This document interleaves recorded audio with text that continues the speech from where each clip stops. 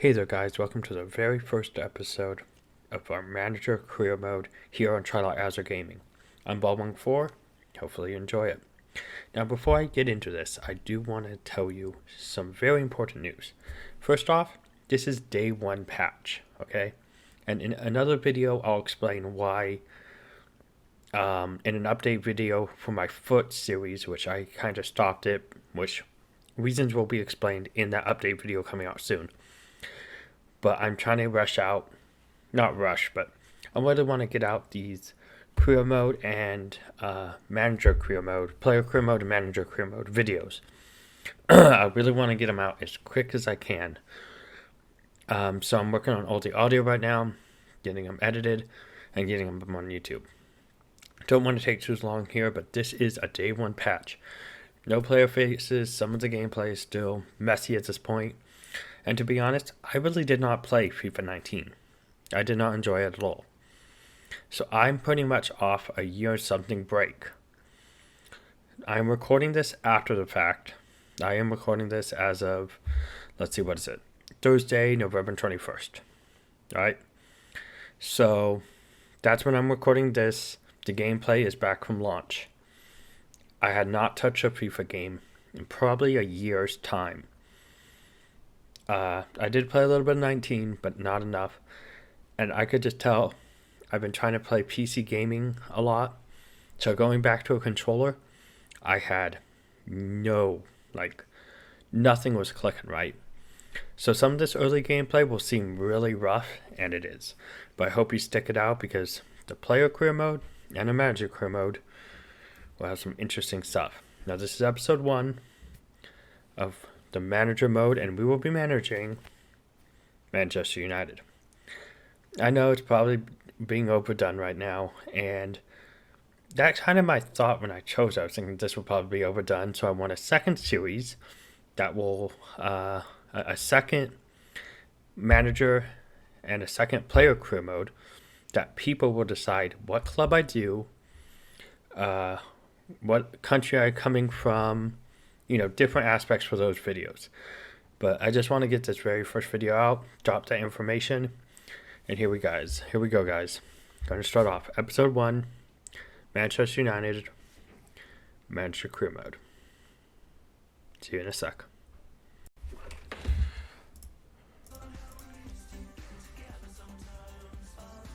Hey there, guys. As you can see, manager career mode time. So gonna start with the 60% increase of the transfer budget, because why not? And the global scouting network, I mean, why not? They're options, might as well use them, So I really want to talk about this really quick. So here, we're just choosing a base manager. It's going to be blocked up there, but you can see I'm typing out Azure for Twilight Azure Gaming. And then the last name will be Bolmung, which Ball14, my Twitch handle, Twitter, etc., right? Now, nationality, gotta go USA, to where I'm from. Makes sense.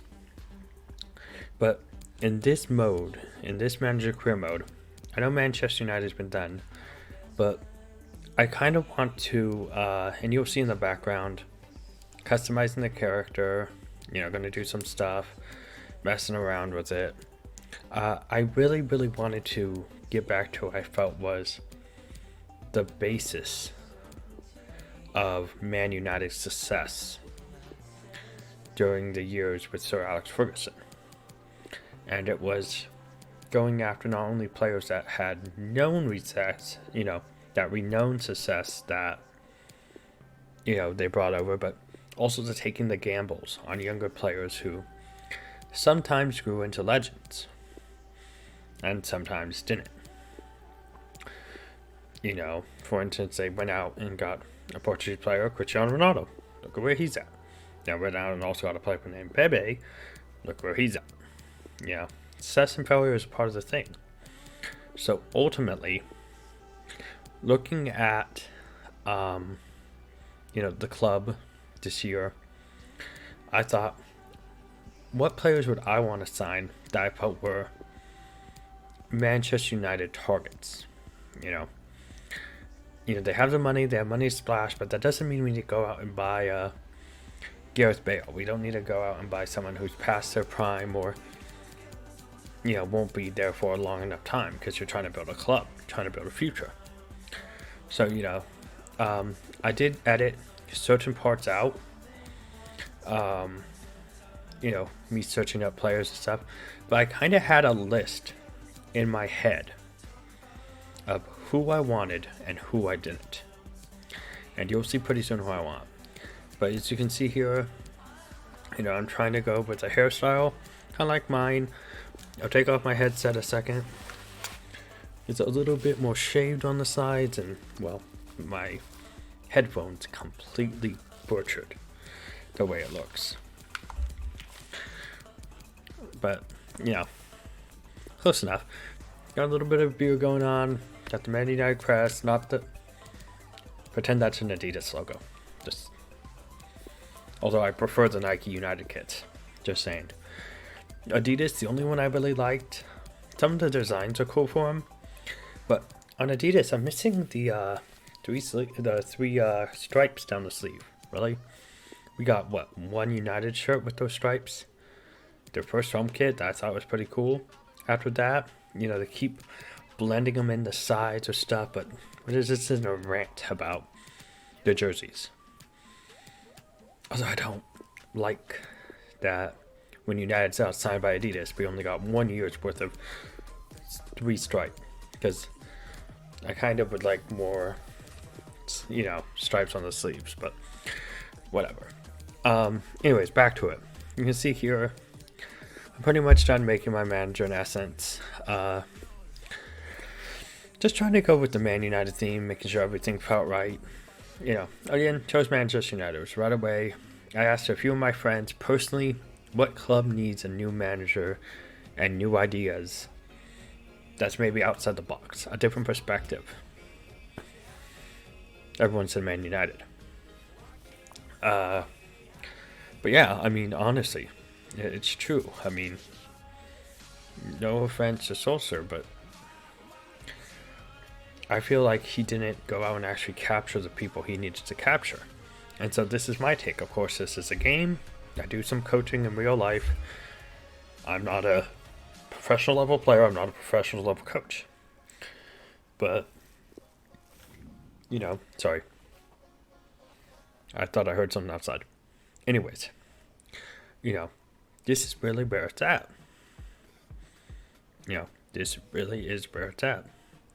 I'll look here, figure out what tubs, potential prize money in the European International Cup. Good competition. Inter, Porto, Sevilla, Roma, Leverkusen, Ajax. I think that was that Salzburg? RB Salzburg? No, Leipzig. Okay, that's Leipzig. Couldn't tell which RB it was, but as you can see here, we're in a group. Us, Leipzig, Sevilla, Ajax. Ajax. I just said Ajax. Did I say Ajax earlier? Anyways, Ajax. Here's the starting squad. Pretty basic. Martial, Lingard, Rashford, Pogba, McTominay, Pereira, Shaw, Maguire, Lindelof, Wan-Bissaka, and De Gea. On FIFA, we all know Martial and Rashford are powerful. Pogba's a great player. De Gea is one of the best goalkeepers in the game. Lingard is a good pacey cam. You could get rid of using him. Pereira's pretty decent and he'll grow. McTominay pretty decent and will grow. Wan-Bissaka, really good, young, pacey wing defender. Gonna grow. See here, got some basic stuff to do. Looking at our emails, already said we got Leipzig, Sevilla, Ajax. Gonna try to win that. Get more money, get more players.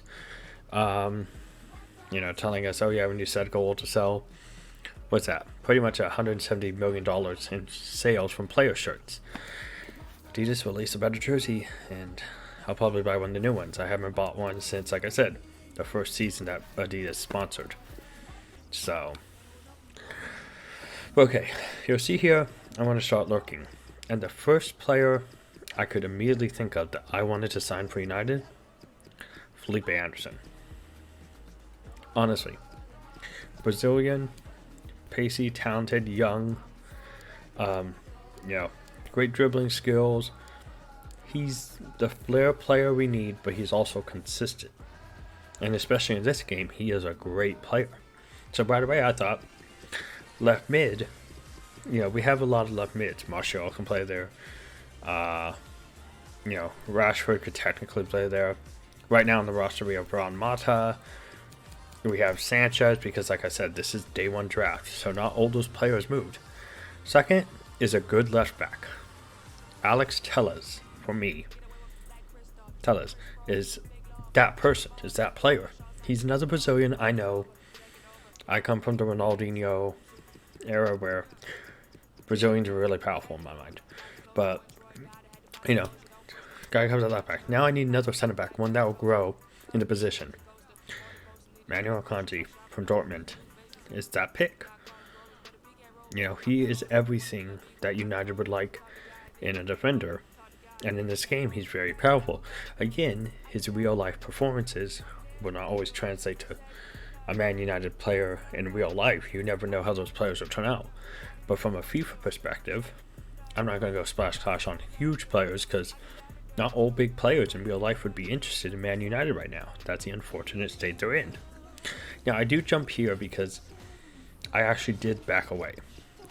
But the next player I'm looking for is someone who can come in, be an impact sub. But, if we need to, start him out on the right wing.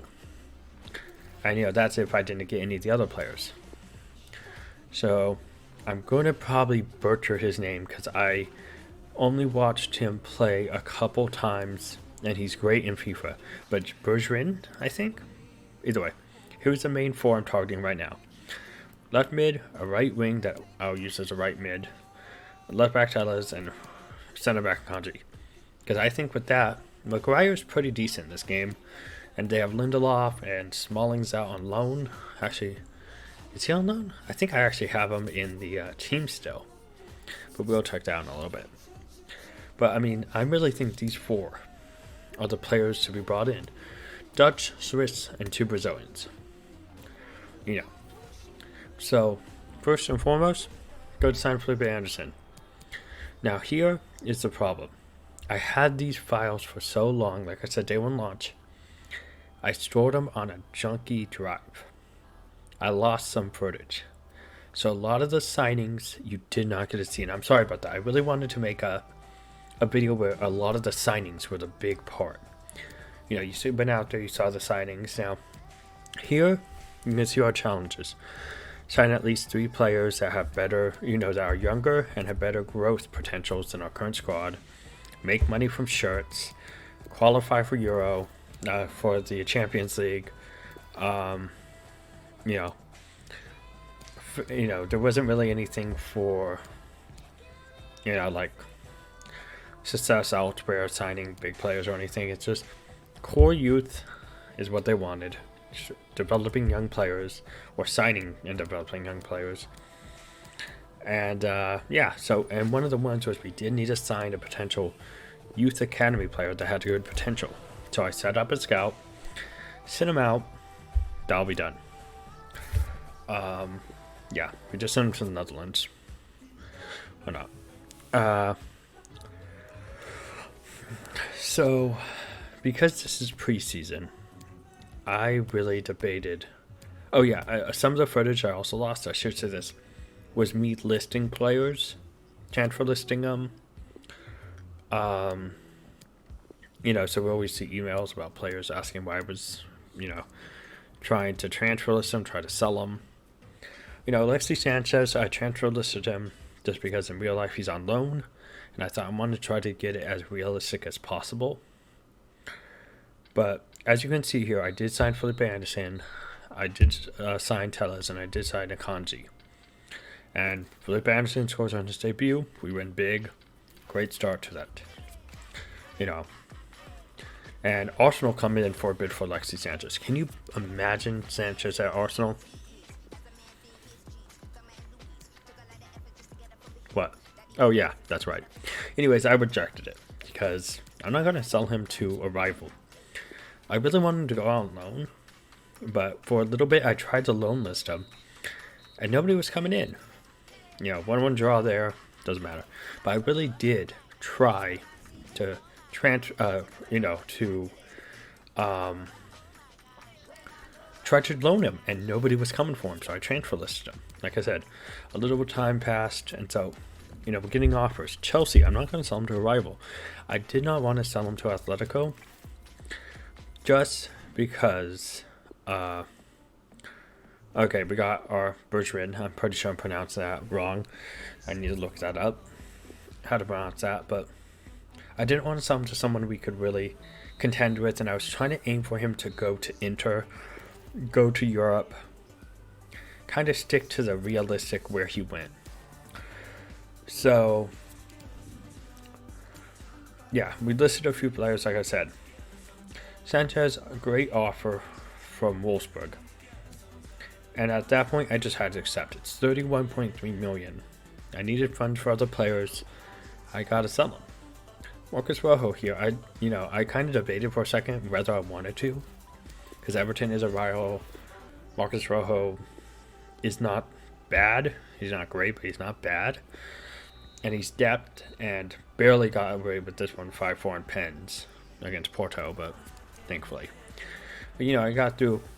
Now, young players saying, oh, you'll give me a shot, right? And I'm like, you got to work hard. I'm not just going to give it to you. Can't really comment on Sanchez because he's gone. Rojo's gone. And so at this point, I'm developing a squad. Bergman comes in, he starts. We win 1-0 there. I just realized my camera's blocking the opponent's thing. I need to resize that. So now here's an important thing, and this skipped some because, like I said, certain file bits were damaged or clips really didn't make sense. So we had to sign a young player with a high potential, and he had to be young. So I was thinking, who is a player? I was like, oh, I just sold a player to Everton. Maybe I can poach a player off him. And see, here's this. You'll be able to see what I did here, because this is kind of what I wanted to show you for all those other players. But you got Bertrand. So Moiskin, I go out there. He's young. He has a lot of potential. I really needed a backup striker, because, I wanted to keep Martial mostly on the left as a sub, Rashford up top. Use Martial in the center to, but I just wanted more players that had, had depth, had range, but also was young, talented. And poaching a young striker from Everton is a total United move. They did it with Rooney, and it's something that I could imagine them doing in real life if they really wanted to. And so here I am thinking, I'm trying to put him on a high release clause so no one will come in and just kind of get him. But they didn't want to go any higher than 55 million. And I felt like, God, that's going to come back to cost me in the future. A transfer comes in for Rosa Mensah, who is a great, talented young player. So I rejected it. I did think about, accepting it, but I was like, no, don't have the depth yet. Not going to do it. Diego Dalot, again, they wanted to have him on loan. And I was just thinking, do I have the depth right now? With other players I want to sell, just send them on loan. Thinking, who will actually be there? Who will be big players? Who will come on? I did accept that because it was just a loan. Because I want to make sure there's still depth in the squad, because, this is Manchester United. Not only do I have European, the Europa League, not only do I have Premier League, I have multiple cups that will be running at the same time if I progress. So I need that depth. So Sevilla came in wanting Axel on loan. I accepted it because that will be a great opportunity for him. He's young, and I feel like I had the depth at center back for right now. James Garner accepted that loan.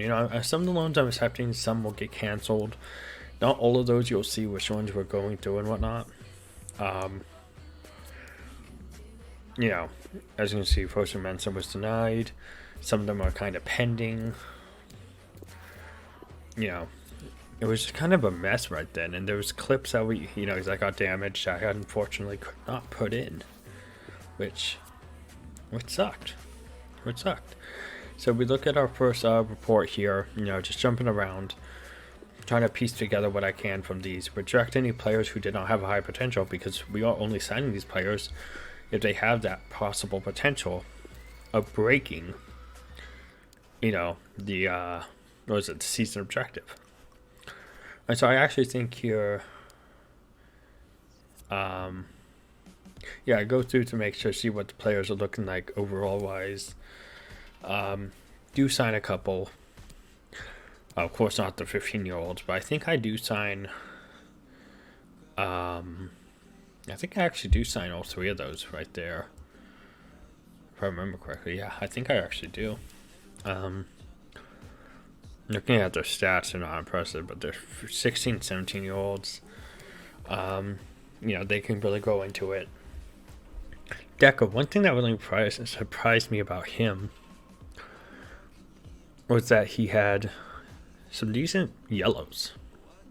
I mean, he's pretty much all levels and he's all yellows and physical, And then Lucas, he's really pacey. As a striker, that's very much needed.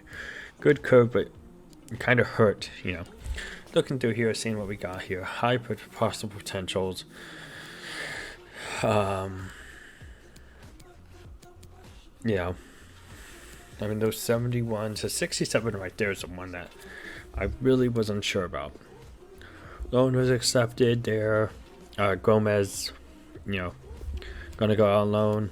I rejected because I felt like I really wanted to keep midfield rotation just out of possible injuries.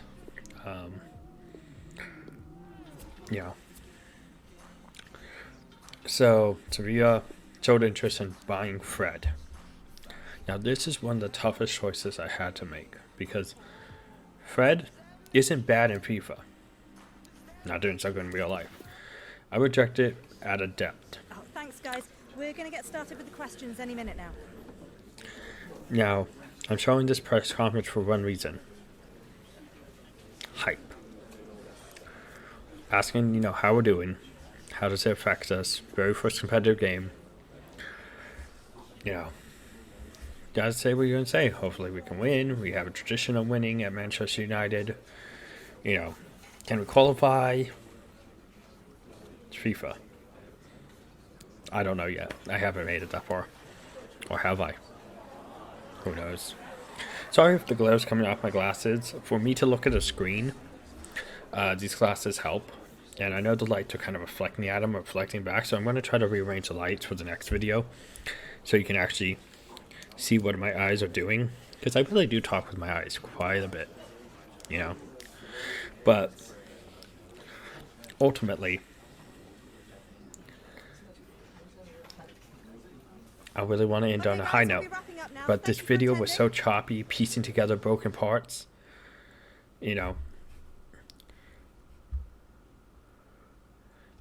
Honestly, you see, we stop it here for one reason and one reason only.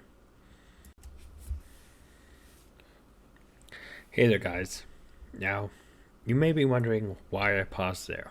As I mentioned before, hype. The first game you'll actually see me play starts in the second episode.